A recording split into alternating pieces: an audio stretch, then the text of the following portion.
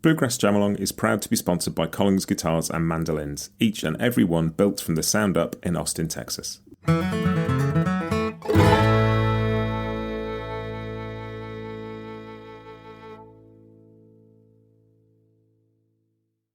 Hi, this is Matt, and you're listening to Bluegrass Jam Along, the podcast for anyone and everyone who loves bluegrass.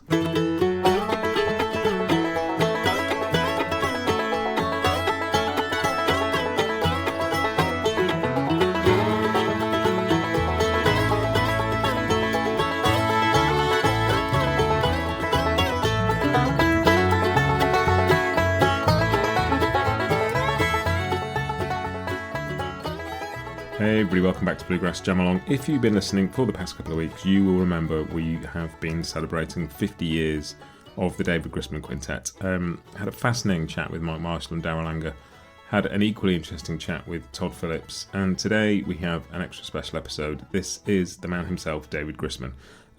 David is kind of notorious for pushing forward, writing new things, looking for new angles, new music. Even at his 80th birthday concert recently, he wrote new music for Mike and Darol and everybody to play rather than just playing through the old stuff.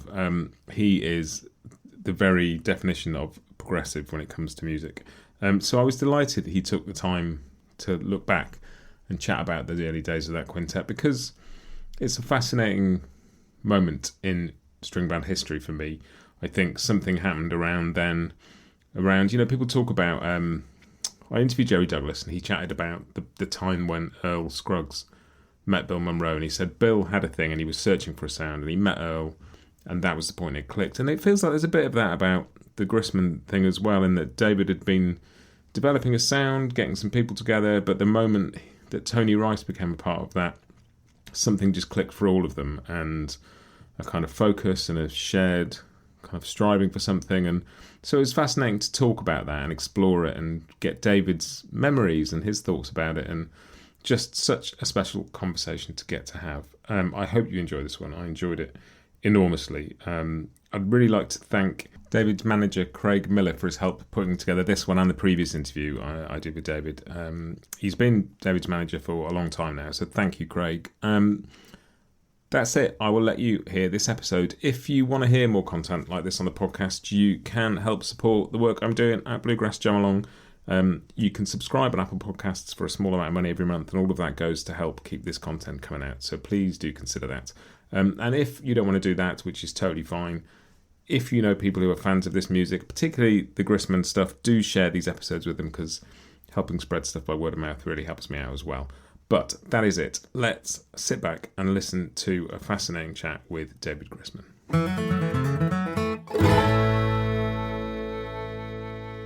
David Grisman, welcome back to Bluegrass Jam Along. It is a pleasure to have you here again. Well, nice to be back again, Matt.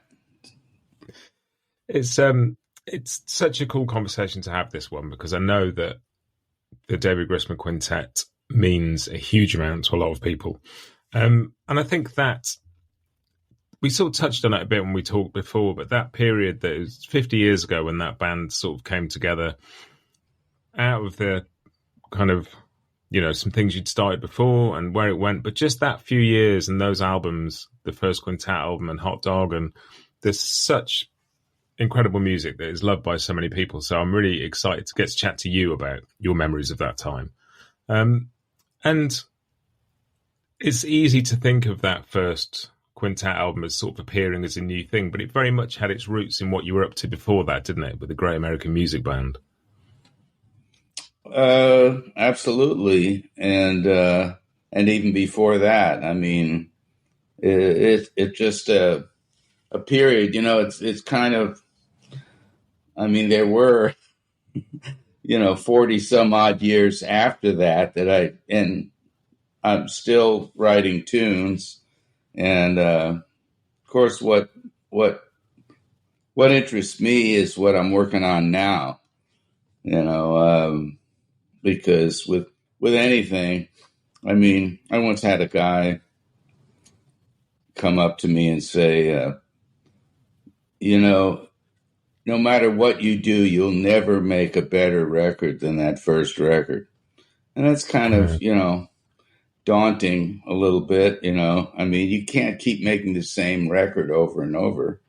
And it was a point in time. It was a great point in time, but I like to think that that everything I've done had some kind of meaning since then, and went down a lot of different paths. And I'm still looking backwards. I don't know if you got a chance to hear our latest release. It's called Backwards. Yeah, the Frank Wakefield thing.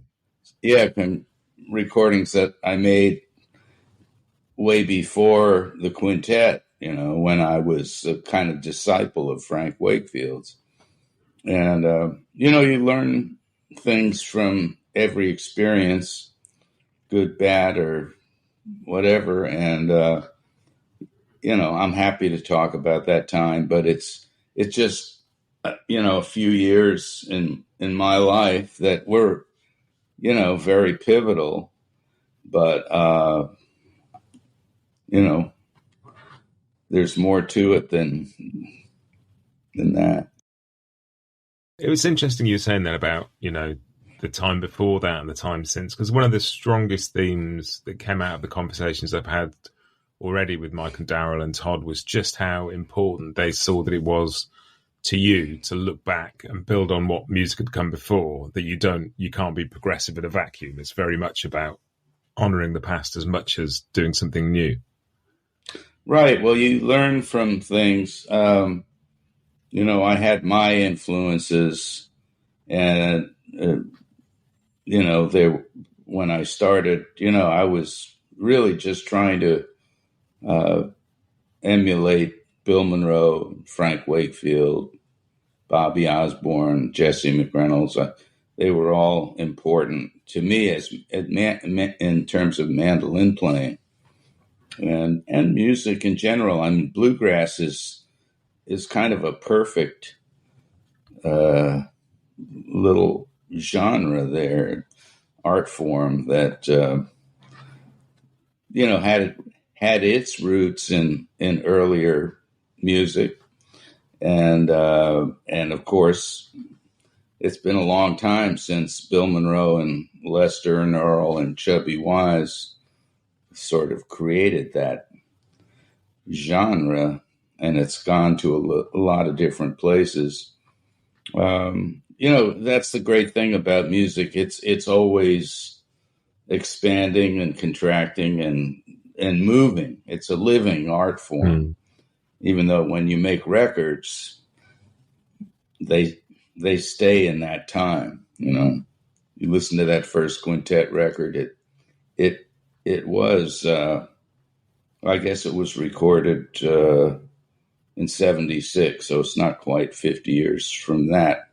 But when the group came together in September, October of 1975, it was a very exciting thing for me. There's that wonderful record you put out called Live in Dog's Living Room of some of the rehearsals from maybe a couple of months later than that. So it is, I mean, we sort of, as an audience, we experience those snapshots of the albums, as you put it, you know, and it's just a moment in time. But then being able to listen to some of the live recordings and be able to listen to that rehearsal tape from your living room, and it's fascinating to hear all those together and hear the journey rather than just this moment. Yeah, I've got a lot of tapes on my shelves, you know. Of course, I'm interested in archiving other things and preserving other things and shedding light on other things.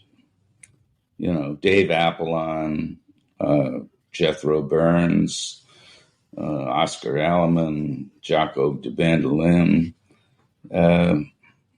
all tributaries in the big acoustic string river. And I think they all have their place for me. And it's really interesting listening to some tapes of, like, some of the live tapes of the Great American Music Band, and just like the people that passed through that band in some form. It's like, obviously Joe was there on bass, who ended up in the quintet as well, but Taj Mahal's in there, Richard Green's in there, like Bass is in there. I think I read somewhere that John Hartford sat in on a couple of the shows with you, and Jerry Garcia was involved. Well, John Hartford, I think he played a gig with Olden in the Way at the boarding house. Yeah. Mm-hmm. I don't know if he ever was part of the Great American Music Band, but yeah, there's a great show from a place called Ebbets Field in Denver. I don't know if you heard that, with Taj Mahal. Yeah. And it part of it was recorded for a live radio broadcast, and I have that tape. It's pretty well recorded, and another chapter in my history, and it's all nostalgic now for me, but things change, things evolve. And, a lot of these people have passed on, and it's, Clarence White, was a big part of my musical upbringing.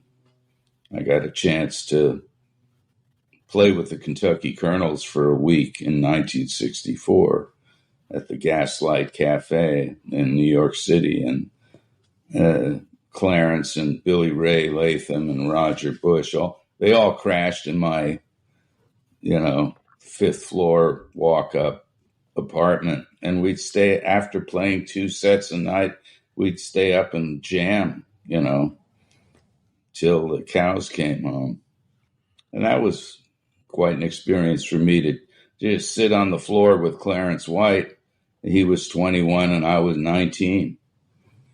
And certain things have just become indelible. When I met Tony Rice, my first thought was, Clarence is back. Because Tony had a certain thing that I never heard from anyone but Clarence. And of course, he was tragically killed. And a few years later, I met Tony.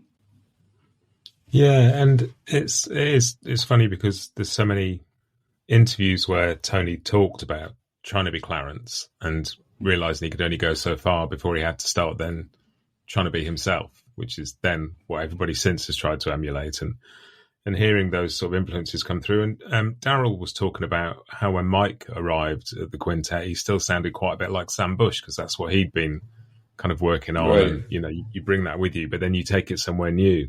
And I think one of the things I find fascinating about your music with the quintet is it's a combination of like composition. It's obviously original composition is very important to that, but that sense of arrangement of it not just being the kind of the churn of a bluegrass band doing its thing, people having parts and things being put together, people drop out, people come in, there's a build, there's a section, there's a kind of, I think Darol described it as symphonic almost.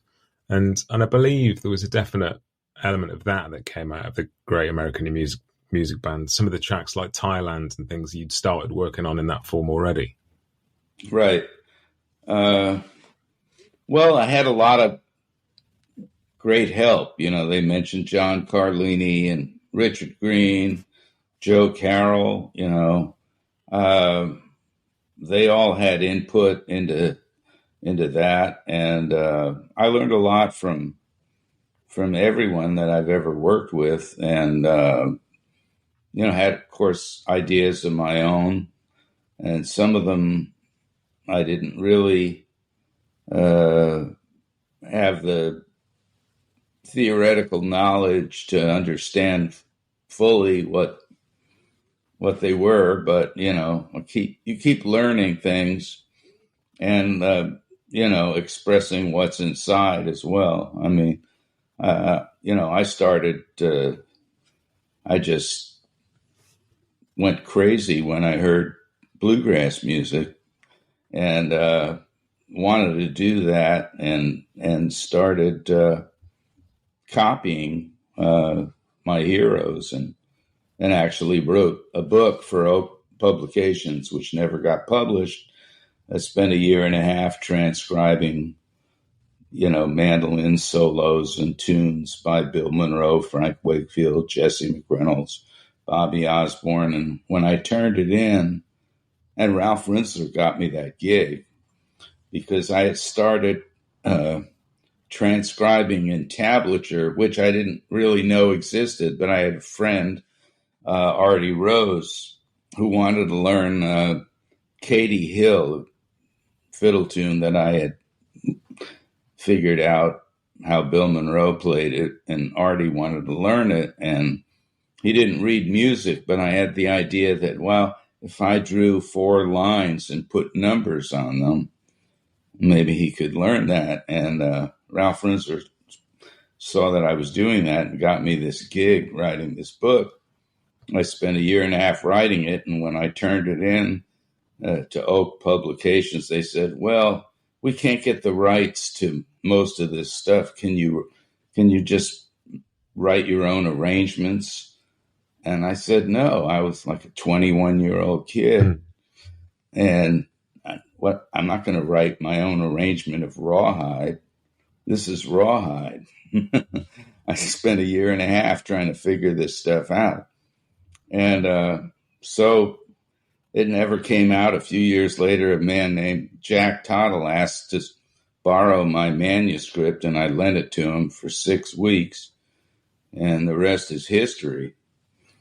And but I learned a lot.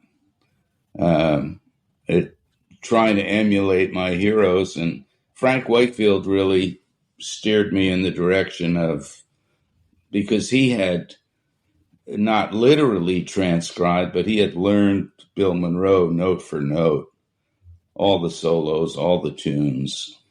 And that kind of set me on the path of really getting into the weeds on, no pun intended, on learning exactly how those things were put together, as close as possible as you could get. And that attention to detail, fascinated me, and it still does. We'll be right back with you just after this. The long-awaited Hill Country series from Collins Guitars represents a new voice in their acoustic lineup. Rooted deep in the bluegrass world, these new Dreadnought and OM models feature a strong fundamental tone with a dry, warm and woody character that's sure to catch the attention of players who hold the vintage instruments of the 30s in their highest regard. Watch world-class pickers Jake Workman, Kenny Smith and Bob Minner perform with new Hill Country instruments on the Collins Guitars YouTube channel, and learn more at collinsguitars.com.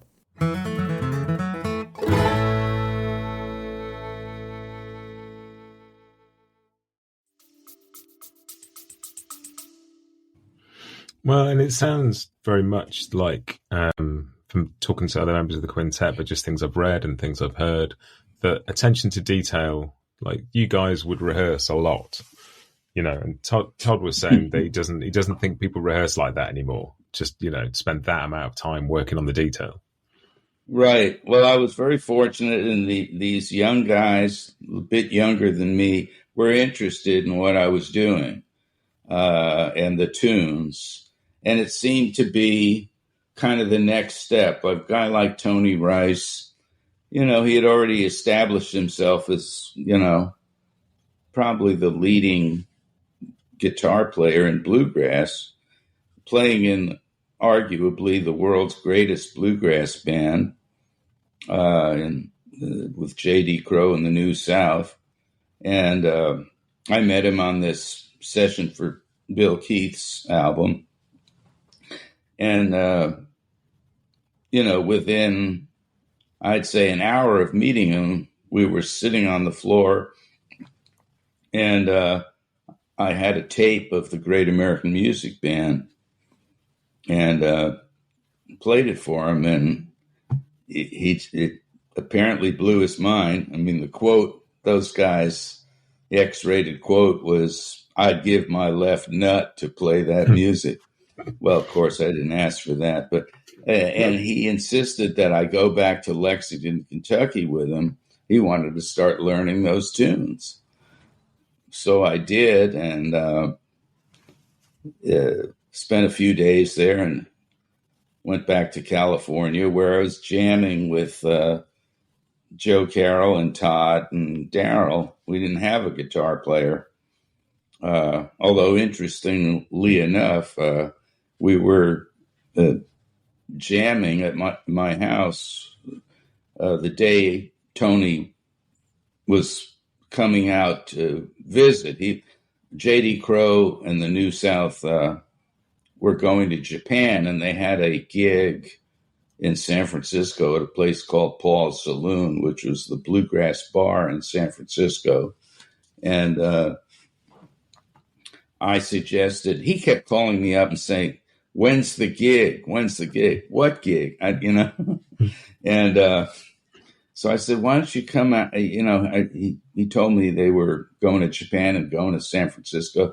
I said, why don't you come out a few days early and we'll get together and work on some tunes, which he did. And his plane was landing, later in the afternoon, early evening, and we were jamming at my house.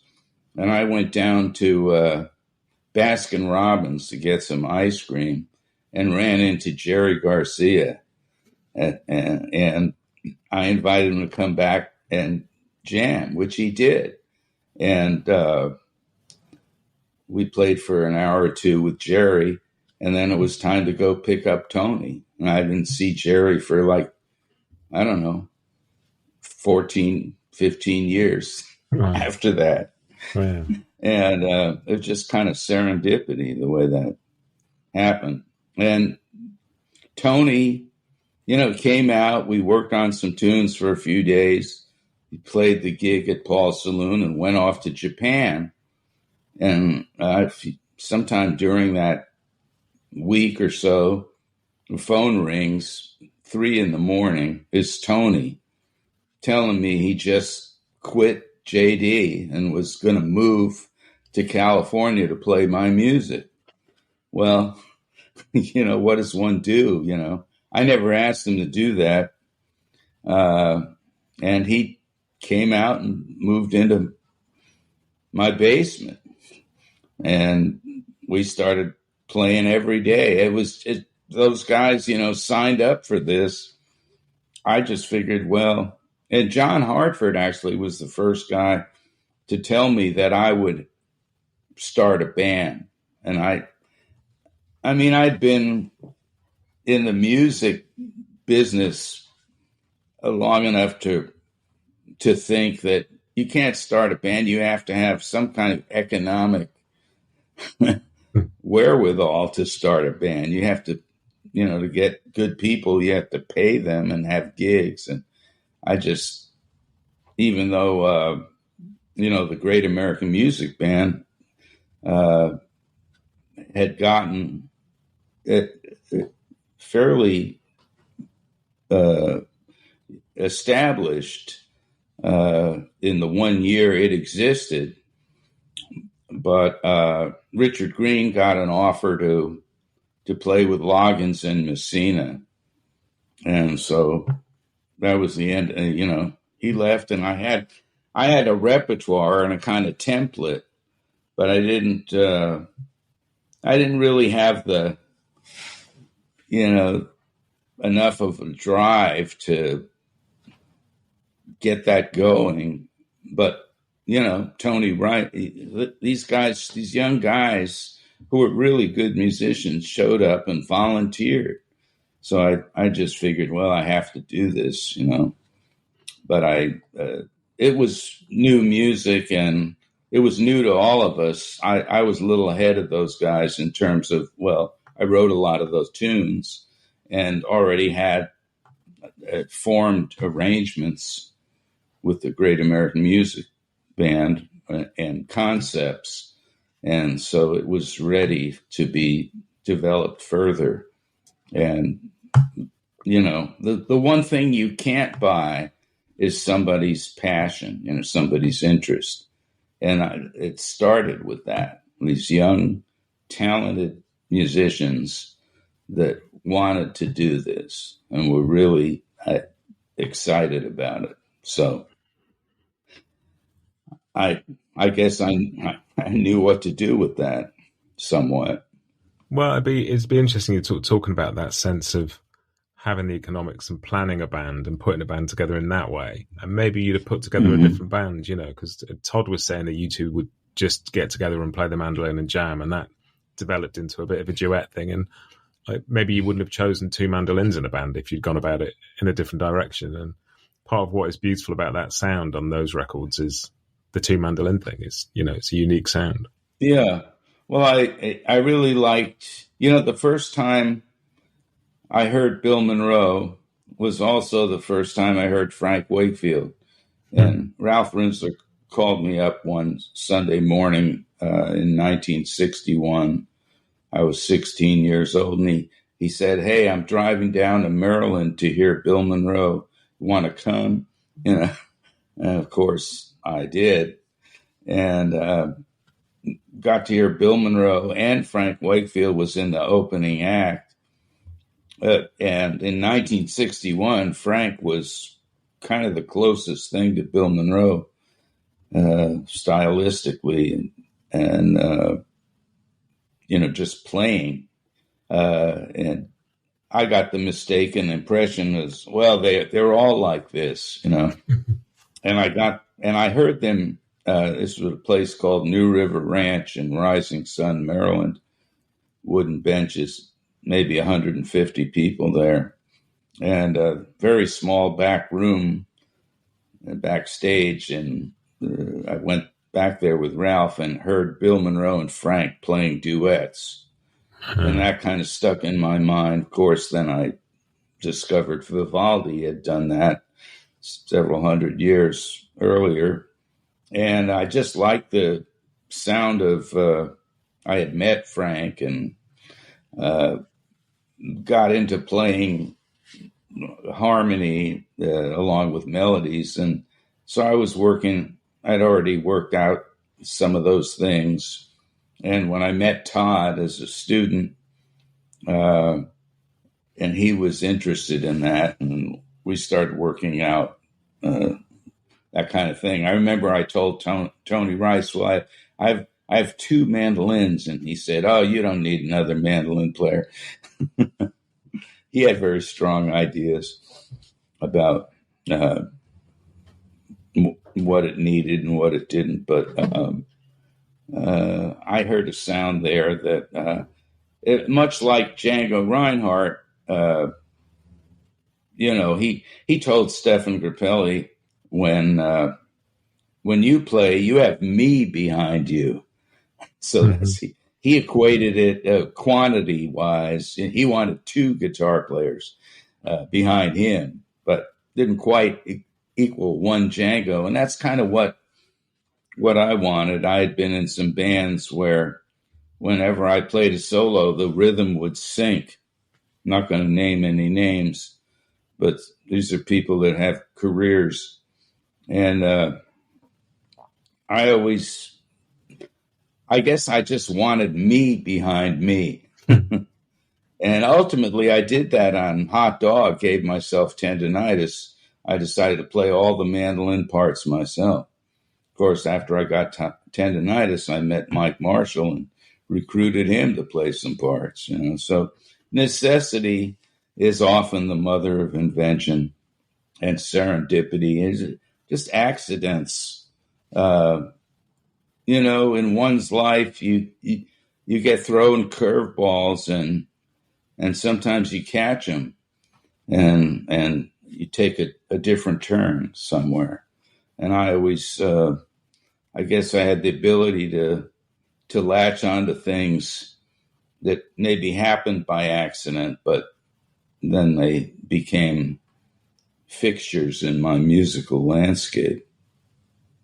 And, you know, having somebody like Tony Rice on guitar is going to ensure that the rhythm doesn't drop when you're soloing. That is, you know, absolutely, yeah. It's really interesting because two of the records that are kind of most iconic from that period are kind of the J.D. Crowe Rounded 0044 record and the first Grisman Quintet record. And Tony is on both of them. They're very different, like, kinds of music and very different approaches, and yet rhythm is at the heart of both of those records. It's a very kind of strong element of the sound. Well, one thing I was doing was writing tunes in different styles, but Tony, had such he had his own style. And I was, if it had been someone else, I would have said, well, just play gypsy swing on this tune, play bluegrass on that tune. But Tony, it was a complete package there that was unique. And I didn't, I could see that, the way he played anything was perfectly fine because he was so strong, and his thing was, there's so many aspects to his playing that were fantastic. Like one thing I always appreciated was a lot of guys, when they play a solo and they're done, they just kind of stop. Tony had the most perfect way of transitioning from playing a solo to right back into that rhythm, because he realized that was the basis of anything in music, which it is. I'm not saying it has to be fast or loud or whatever, but it has to. You can't drop that. You can't drop that rhythm ball. And we worked on that. I remember plugging a metronome into an amp and rehearsing with that. And just because, Tony was at a certain stage, I was at a certain stage, Todd and Darol were at an earlier stage in their development. And they were, but they paid attention. That's the thing. When I got offered a job with Red Allen, I just paid attention to what he told me and what he was playing, And, when I was trying to learn how to play bluegrass mandolin, I used to try to play with records. And I remember trying to play with Flatt and Scruggs' record of Rollin' My Sweet Baby's Arms, very fast. And I immediately... it's very relaxed as well, and just it doesn't sound like they're just gliding through this, but it's pretty intense. And I realized immediately I was behind the beat, and I had to adjust to that. A record isn't going to move, and Flatt and Scruggs records were great to play mandolin along with, because there was not that much mandolin on a lot of their recordings.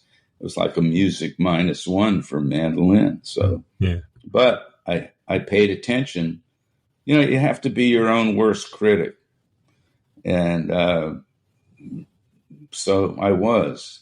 And I realized when I was not happening, and, just forced myself to get with that program, whatever it was, and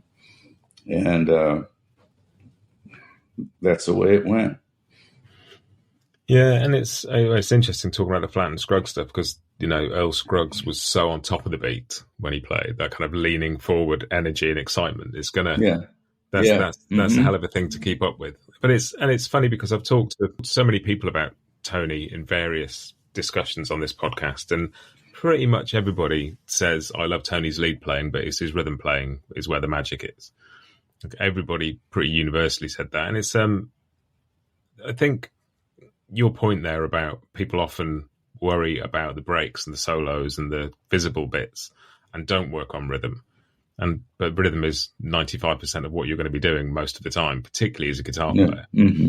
And that's it's one of the joys of all of your music, actually. Rhythm is such a strong element in all of it. And it's a tune like Dog's Bull that has the really syncopated but very tight harmonies, and that sounds exciting and fast, but at the same time, that thing you just described of also sounding very relaxed at the same time, and that takes work. You can hear it. That's one of the tunes that gave me tendinitis. I played all the parts, and right. I remember, we did a session with Earl Scruggs for Dog Grass, Dog Jazz, and Earl came a day or two early, and he walked in the door. The first thing he said was, boys, you're going to have to hold me back because I rush. And, he was aware of all of that. And, he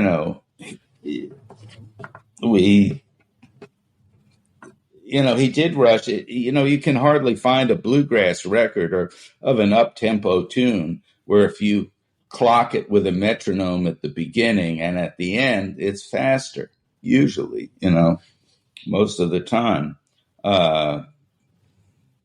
And that's a kind of an attribute or a feature of that style. Bluegrass is kind of forward motion, the rhythmic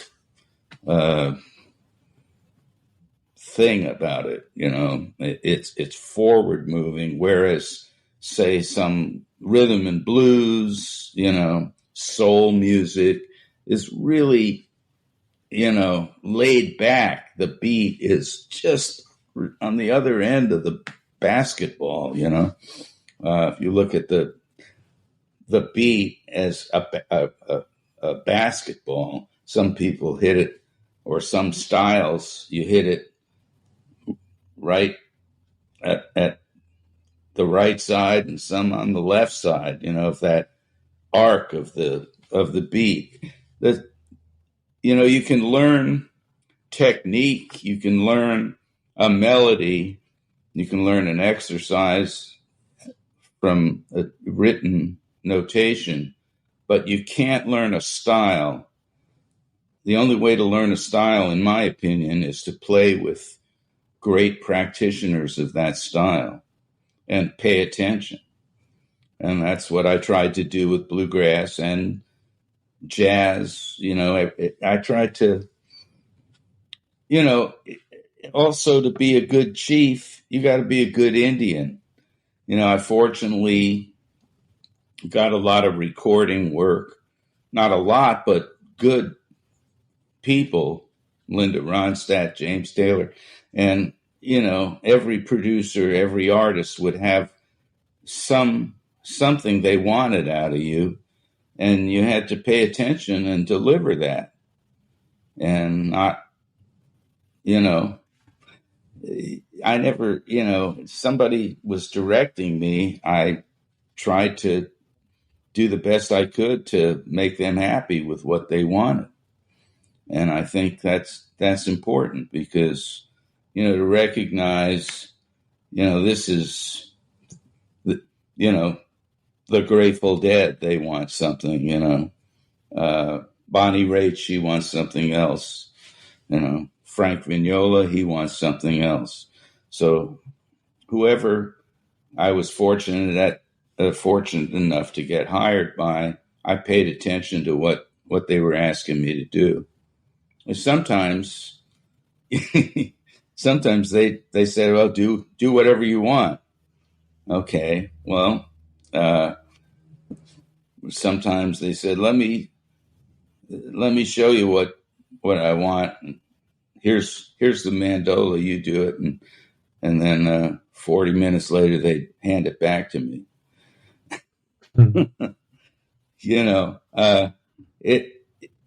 There's a big, wide, wonderful world of music, and it's not just about one style, one musician, one period. You have to pay attention, listening. It all comes back to listening to whatever's going on and picking up on what helps further that musical cause, and that's where you go.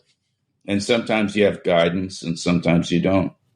Well, that's the other sense that I get from reading about like you guys playing together and rehearsing, but it also sounds like you listened to a really wide range of music as well. And there was jazz music, there was world music, there was a whole range of stuff that was being absorbed and like somehow coming out in the mix at the other end. Yeah, well, that's, when I went back to Lexington, Kentucky with Tony and stayed with him, he'd be listening to Oscar Peterson. He'd listen to John Coltrane. He was playing bluegrass in the Sheraton Inn and every night in Lexington, Kentucky with J.D. Crowe and Ricky Skaggs and Bobby Sloan. But what he was listening to was jazz. And I think that's really what he wanted to do. He heard something there that, was expansive. He had kind of mastered bluegrass. And I mean, he loved it. But, one sad thing about that experience is that during the week, that place was empty. It was just a lounge in a hotel, motel. And it'd just be like 6 or 7 people there. This is like the world's greatest bluegrass band. J.D. Crowe and Ricky Skaggs and they'd start out, seriously delivering the goods. And after a set or two, they just start, it was sad. They would kind of parody themselves. And, like Tony could really play bad if he wanted to. He would often imitate like the world's worst bluegrass guitar player. And it was kind of sad because you could tell these guys were underappreciated in that environment. And maybe that also was a reason that Tony wanted to do something else. Well, that's a really interesting point, and I've sort of touched on this a bit before, but I'm really interested in the idea of the Bay Area as the place that you were doing all of this and what that environment was like, because exactly what you say there, it needs to be in an environment that kind of nurtures what you're trying to do.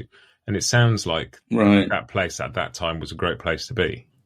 It was. I moved out there, I guess around late 1969. I was in this band, Earth Opera, with Peter Rowan, kind of a folk rock band. And it was on the verge of imploding after several years. And we played our last gig in Huntington Beach, California, which is down south. And I was visiting a friend in the Bay Area, and we heard that the Grateful Dead and the Jefferson Airplane were having a softball game in Fairfax, California. And I knew Jerry and had been there in Palo Alto when just at the start of the Grateful Dead, they were called the Warlocks. So we went down to this softball game, and Jerry said, "Hey, we're making a record. Can you come down tomorrow to Wally Hyder's studio? I'd like you to play some mandolin parts." And it turned out to be American Beauty. And so I was living in New York at the time and trying to be a record producer because, you don't, being a bluegrass mandolin player or even a session mandolin player in like the late 60s or the 60s at all, you had to be able to do something else to make money, because even though I got some good gigs, they were few and far between. Mm. And so I figured, wow, I was out in the Bay Area for one day and I got hired for a record. And, it's just a beautiful the weather there and just the whole vibe, I was getting held up at gun and knife point in California, New York, several times, in the vestibule of the apartment I was living in. Mm-hmm. And I said, it's time for a change. So moved to the Bay Area and was there for 45 years. And it was a nurturing environment. There was a lot going on there, a lot of clubs. And like Mike and Darol mentioned, a lot of little, you could play in Berkeley, you could play in San Francisco, you could play in Marin County, you could play in San Jose or Palo Alto. They were little different markets, Santa Cruz. And there was a whole network of clubs. Jerry was there.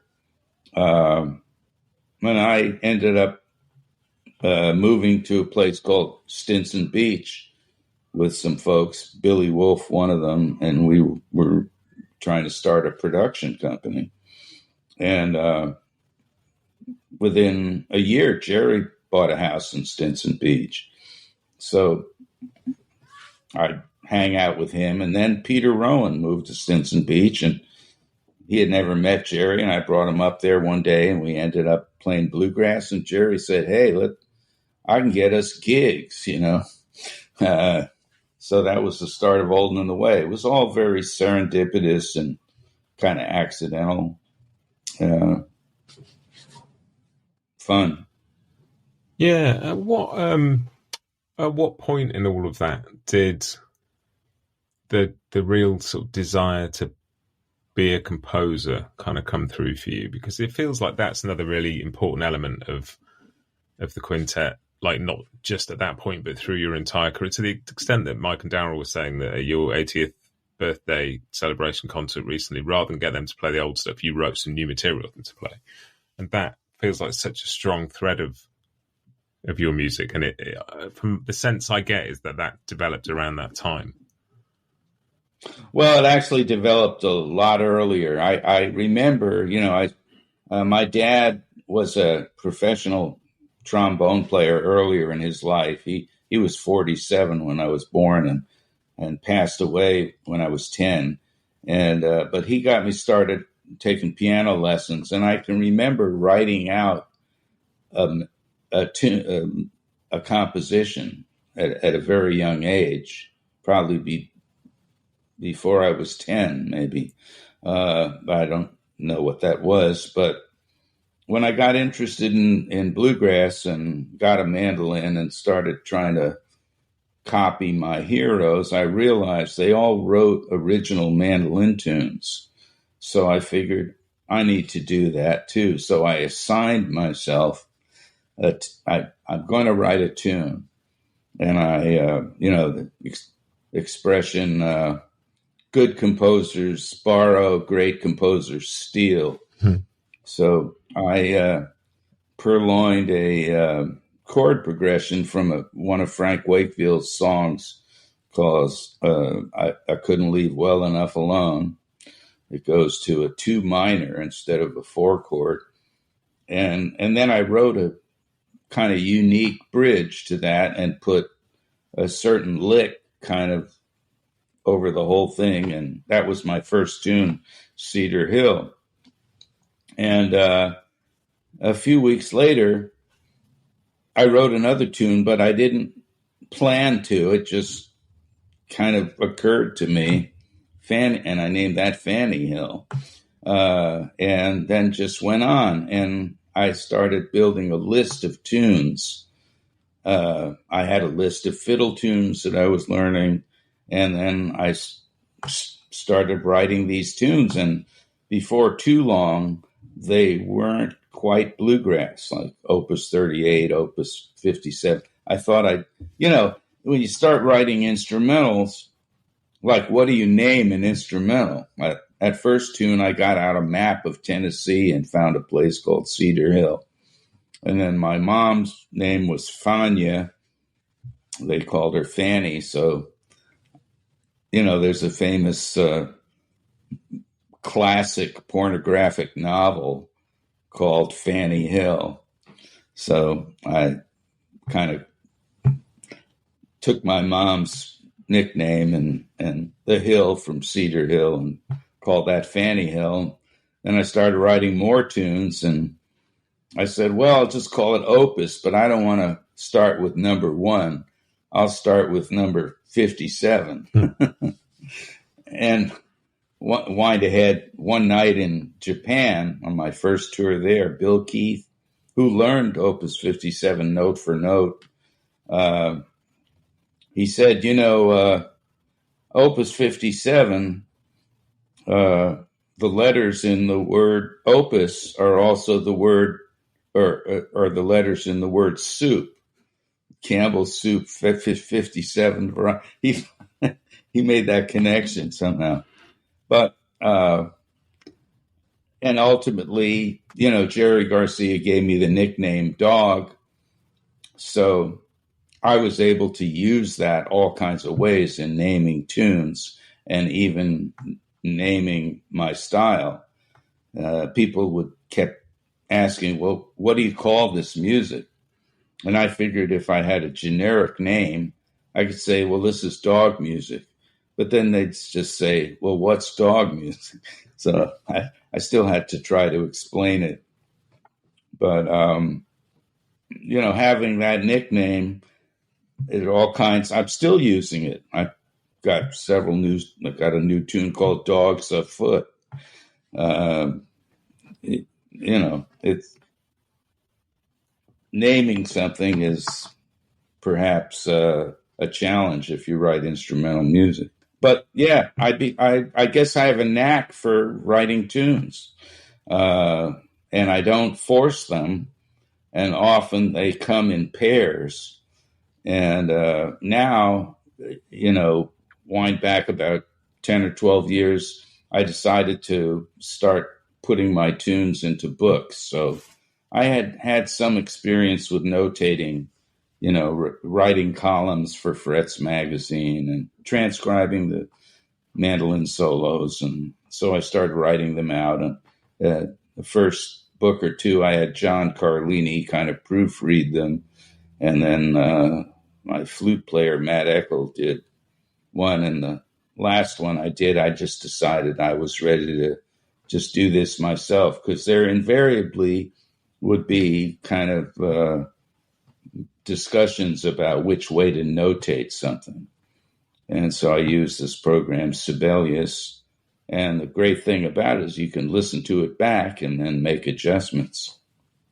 So now when I write a tune, I always usually make it up on the mandolin, but as soon as the idea starts coming to me, I'll go to the computer and start notating it, which is kind of a disadvantage when you get to the end of it, because, you write this bar and the next bar and you're writing it, but when you just make it up on the mandolin, by the time you're done, you've kind of learned it. But when you write it on notate it, then you have to kind of learn it, because you've notated it.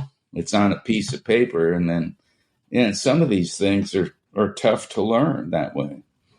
And some of them take just like that, instantaneous almost. And some of them take years. I'll get a little idea and I won't finish it for years. I don't like to force anything unless I get kind of an assignment. Like through the years, I've done some movie scores, and I've, jingles for ads, and that you have to finish the assignment. You have a deadline.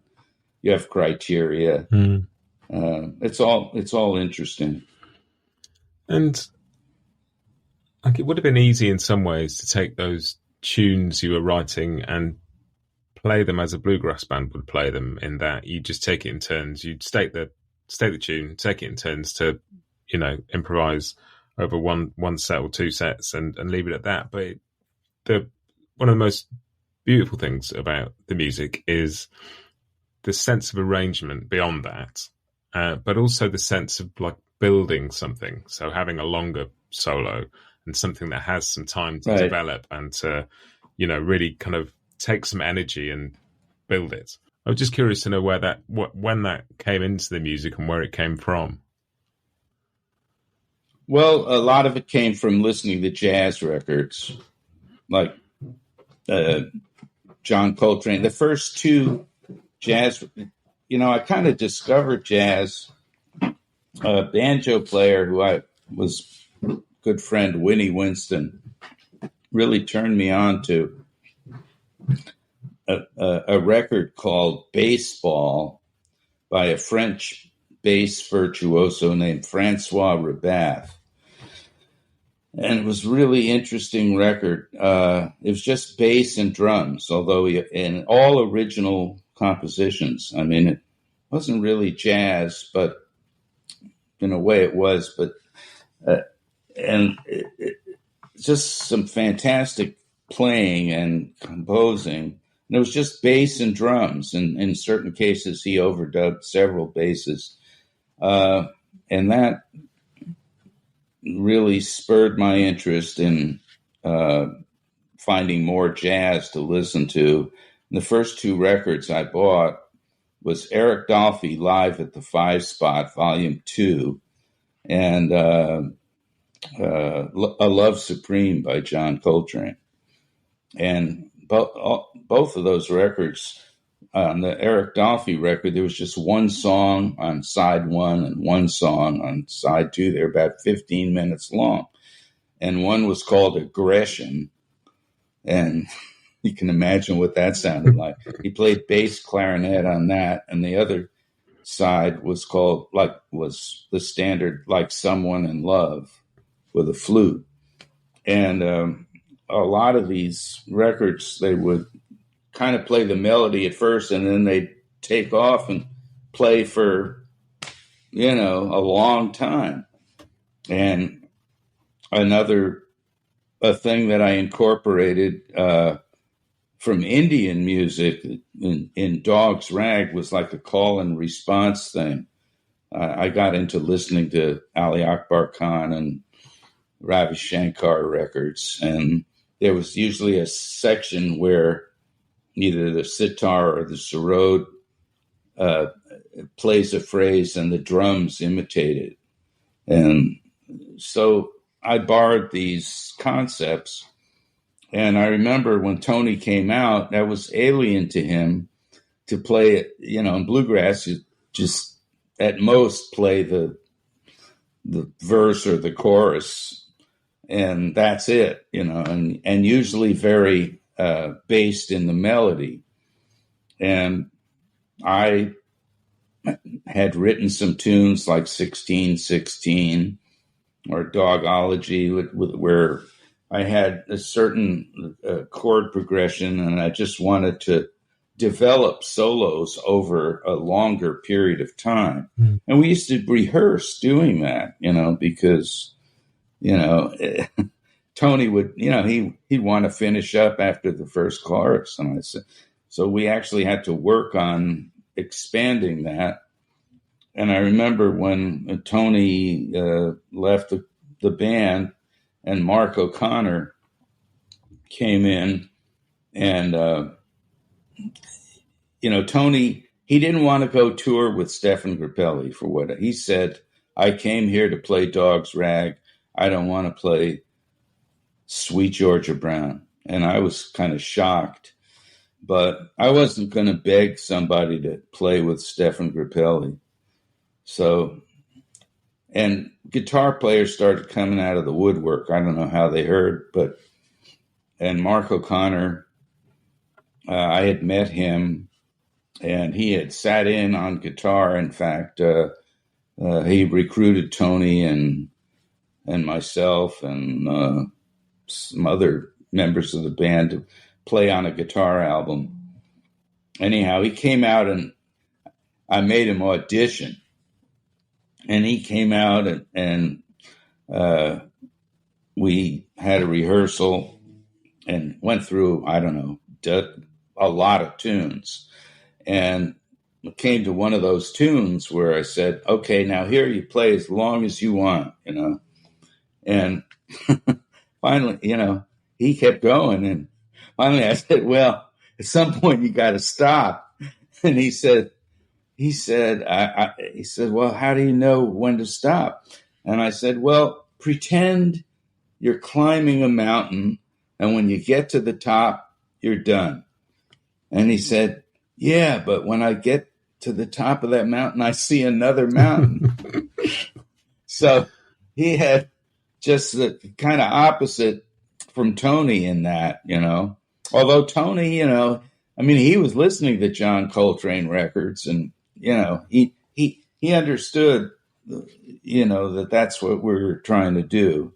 And these were all, things that really didn't exist in bluegrass, but they exist in music in different styles. So I just tried to incorporate things that I thought any one of these tunes needed. Some of them were, it depends.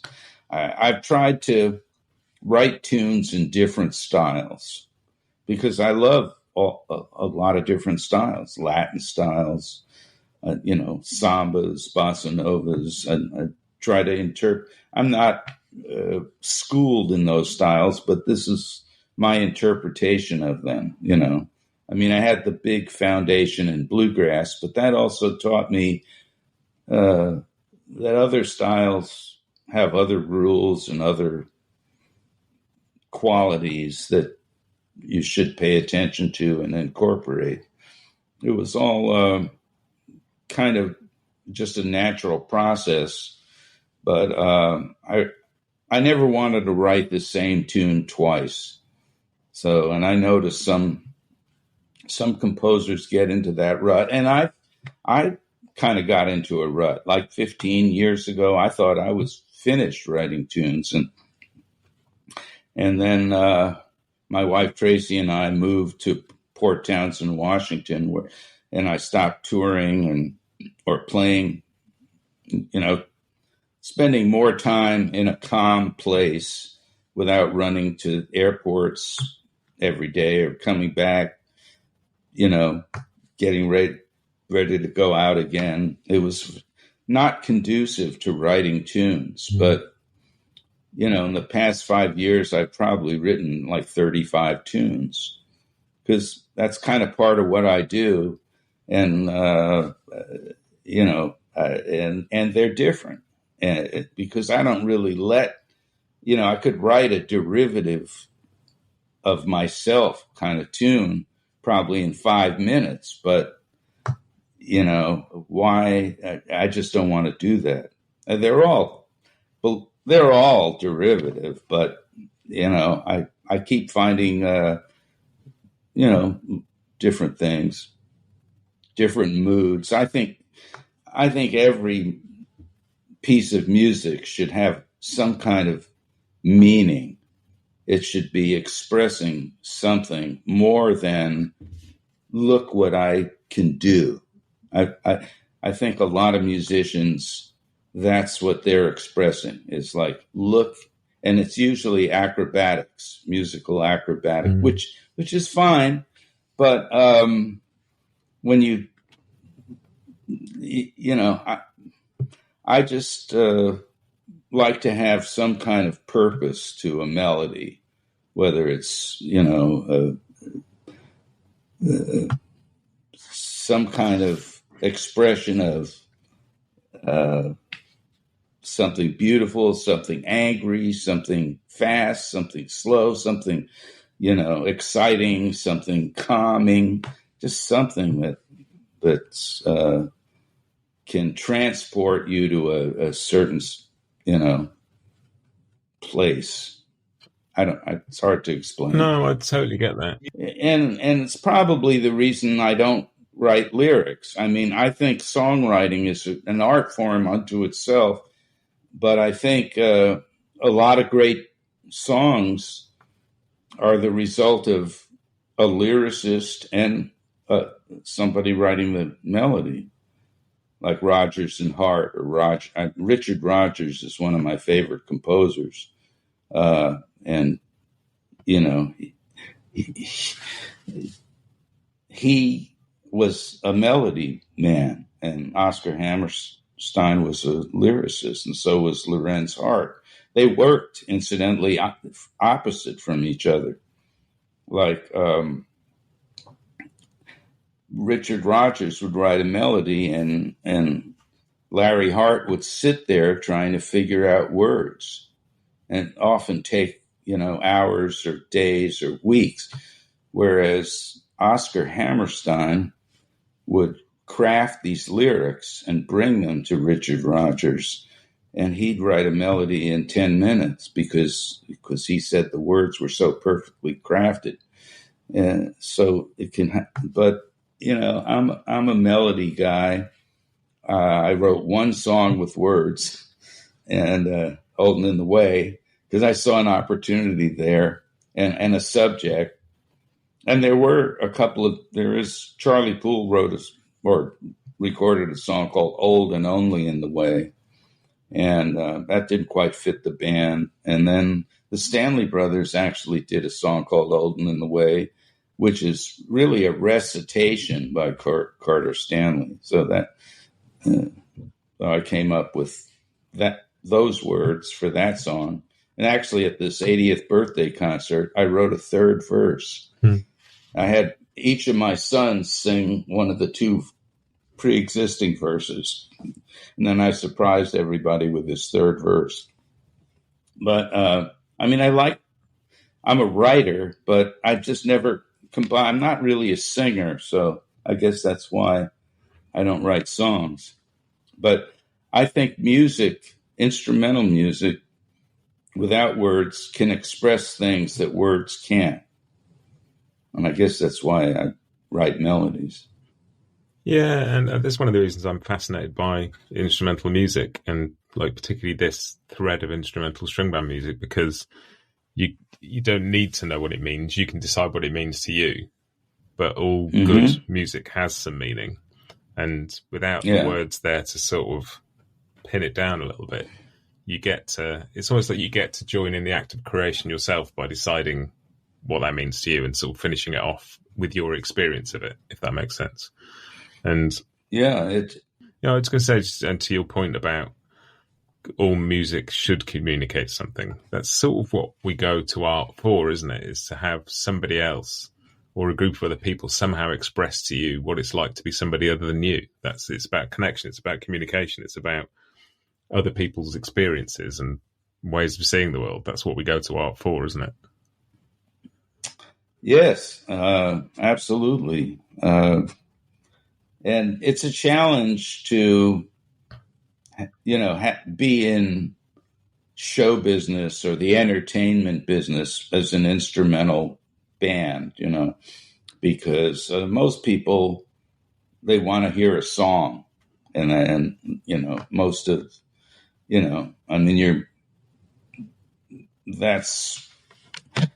it's very hard to gain a mass audience being an instrumental act. I mean, it's not impossible, but most successful entertainers in the music business are singers or do something with their mouths. I wouldn't call a lot of it singing, but anyhow, but it was an interesting challenge. And when I started, this is something that Richard Green and I realized, we just fell into playing gigs together, and neither one of us was really a singer. And at first we would hire singers, and just because one of us got a gig, and we'd hire the other and put a band together. And, we're used to bluegrass, essentially, where there'd be singing.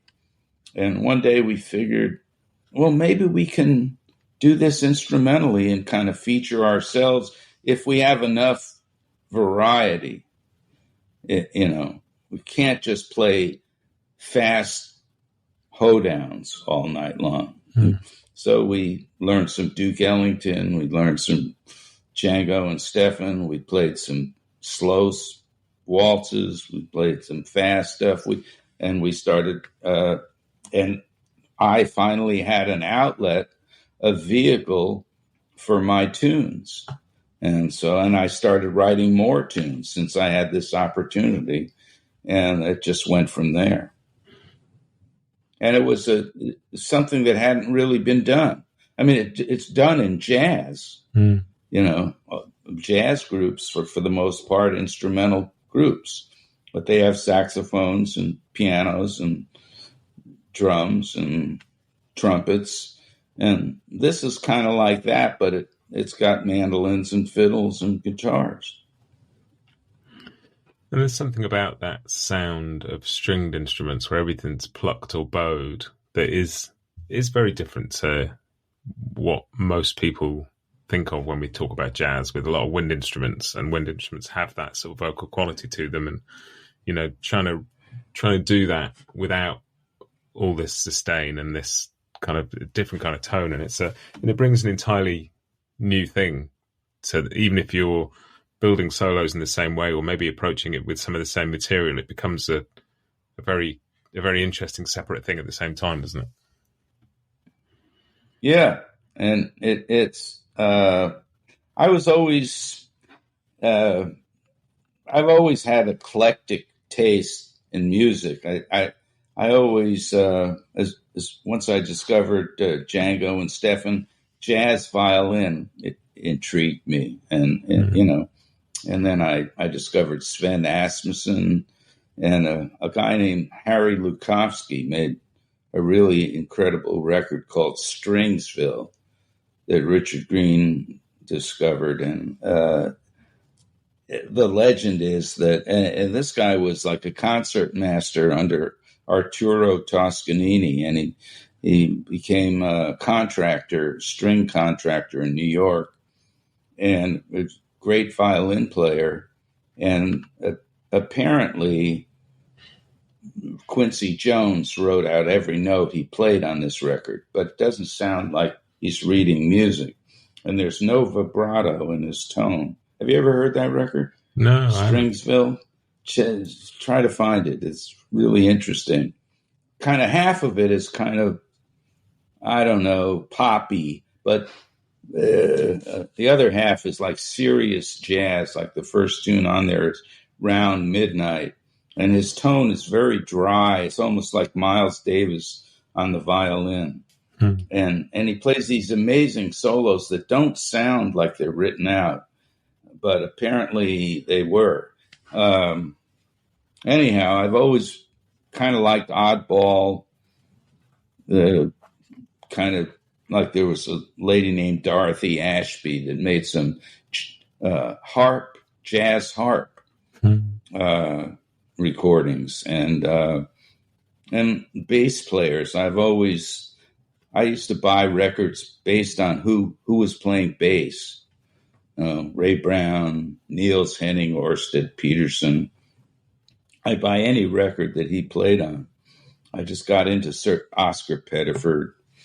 And then, there was Eric Dolphy. He played bass clarinet.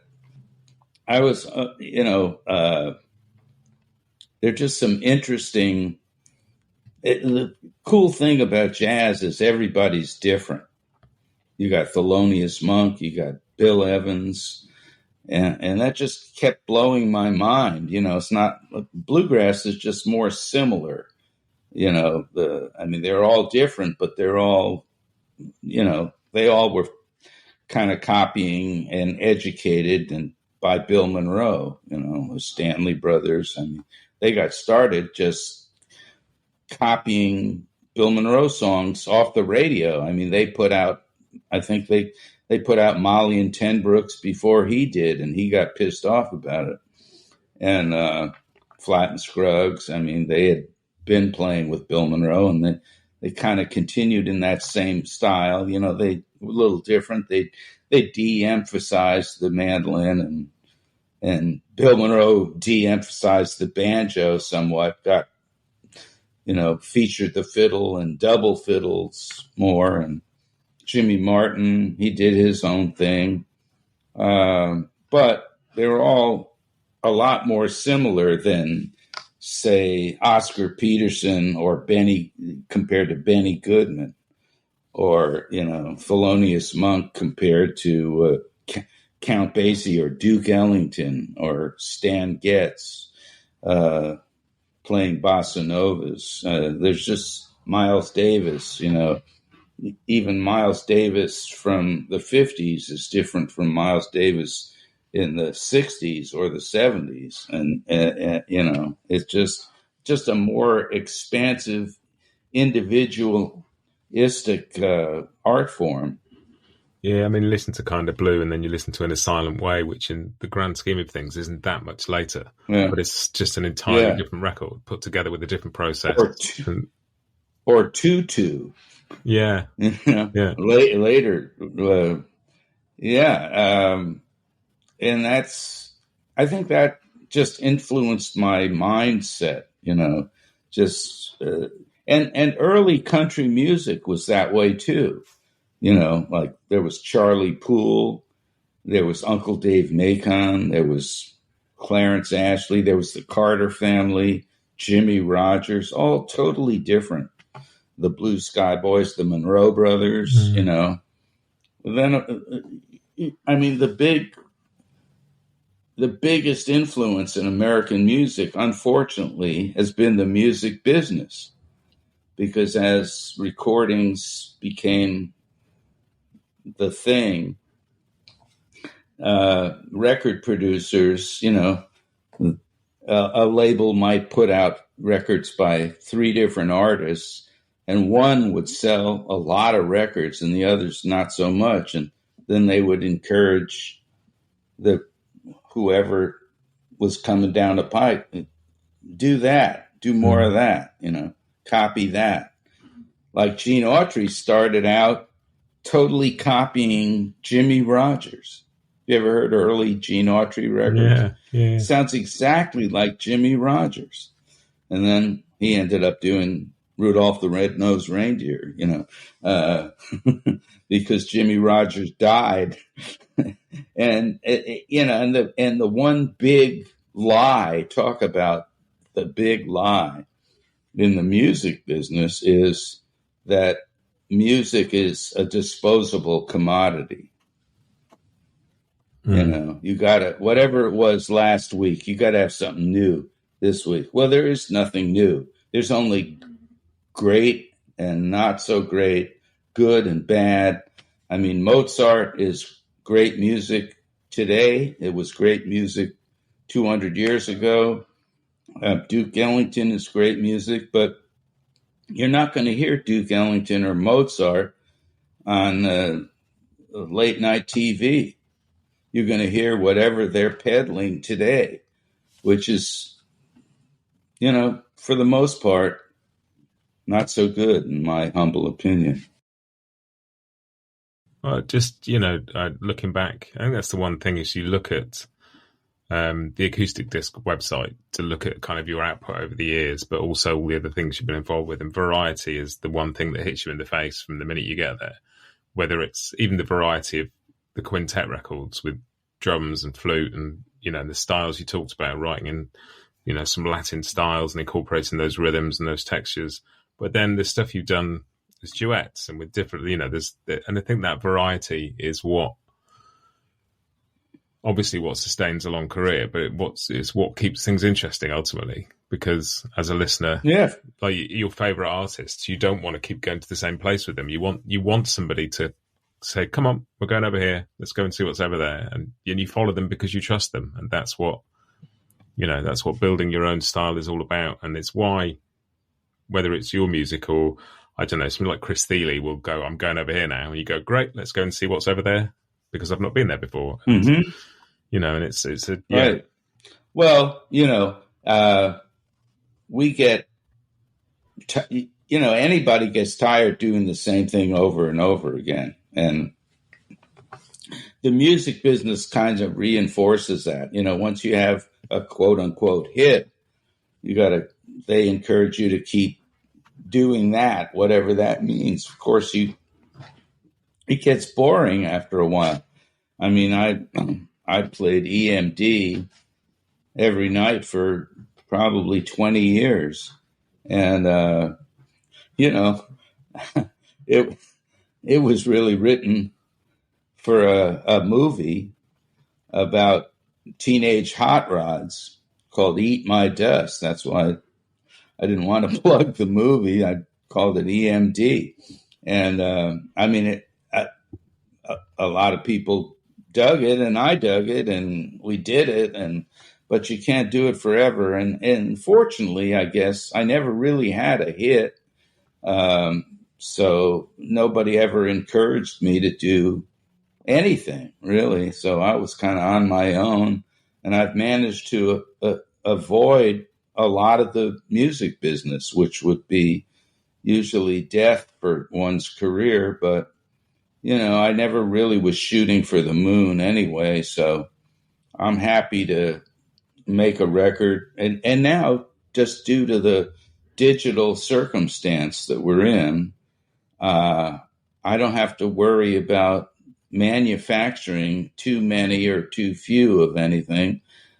I can just make one project and put it out digitally, and people can hear it, they can buy it, and I don't have to manufacture anything or have a warehouse full of records or CDs that never got sold, or have them returned or broken or lost, stolen. I mean, I've been through all that. And fortunately now, my wife Tracy and I, our partners, wanted to retire from acoustic disc after about 30 years. And we took over the company and realized that the physical product was about 20% of the sales, if that. So we decided to just go all digital and rebuilt a new website, and it's off to the races. And now I'm working on, I keep finding more projects to work on. And it's, even though I don't tour, because the pandemic kind of obliterated that business for a couple of years, and I realized that a lot of that time touring was not fun or productive, even in a musical sense. It just wore you out. So by the time you did play, especially at my ever aging age, it was, I decided it's just time to let that go. Yeah. And I have something else to do. I still write tunes. I'm still trying to learn things about the mandolin and music and make these projects for Acoustic Oasis, really. Yeah, and what a joyous thing to be able to do, and to keep putting music out and to keep entertaining people. And, there's also something glorious, as we were talking earlier on, about looking back as well as looking forward, about being able to look back and talk about this period in your life that was 50 years ago and produce some music that people very much love as well. And it's been a treat for me to get to talk to you about it. I've really enjoyed it. Thank you so much for coming back on the podcast. Likewise, Matt. You keep up the good work you're doing, and I really appreciate it.